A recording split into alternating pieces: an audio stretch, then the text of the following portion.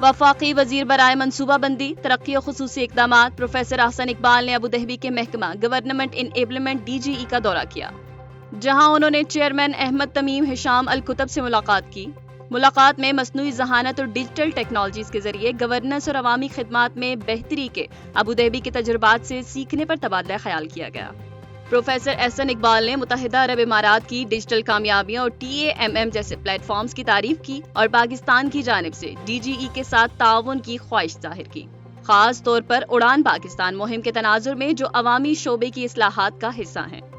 दोनों फरीकों ने digital governance, इंसानी वसाइल की तरबियत और मसनूई जहानत पर मबनी अवामी खिदमात में इश्तराक के इम्कानात पर इत्तफाक किया।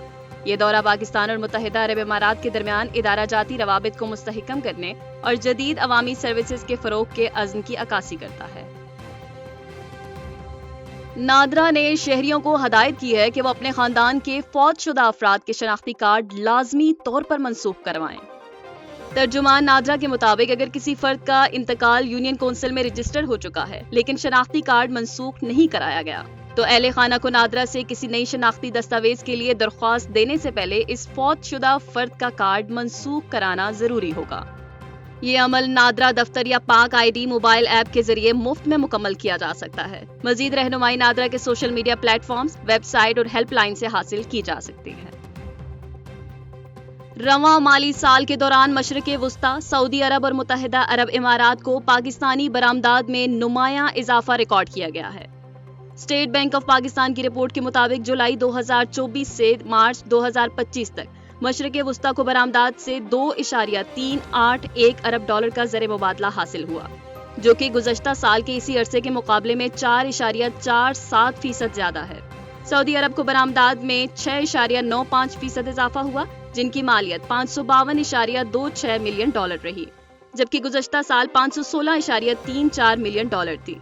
मुत्तहिदा अरब इमारात को बरामदात में 8.27% इजाफा हुआ और मालियात 1.610 अरब डॉलर तक पहुंच गई, जो कि गुज़श्ता साल 1.487 अरब डॉलर थी। याद रहे कि गुज़श्ता माली साल में मशरिक़ वुस्ता को बरामदात में मजमूई तौर पर 35% से ज़ायद इजाफा हुआ था। वफाकी वजीर रेलवे मोहम्मद हनीफ अब्बासी ने रावलपिंडी रेलवे स्टेशन का दौरा किया, जहां उन्होंने मॉडल इंफॉर्मेशन डेस्क का इफ्तिताह किया और स्टेशन पर ATM मशीन लगाने की हदायत की। उन्होंने सफाई के इंतजामात, वाटर फिल्ट्रेशन प्लांट, कैंटीन और आर्मी स्पेशल डेस्क का मुआयना किया। वफाकी वजीर ने डिविजनल सुपरिटेंडेंट को ठंडे पानी की फरहमी यकीनी बनाने और खाने पीने के स्टॉल्स को मॉडल शॉप्स में तब्दील करने का हुक्म दिया।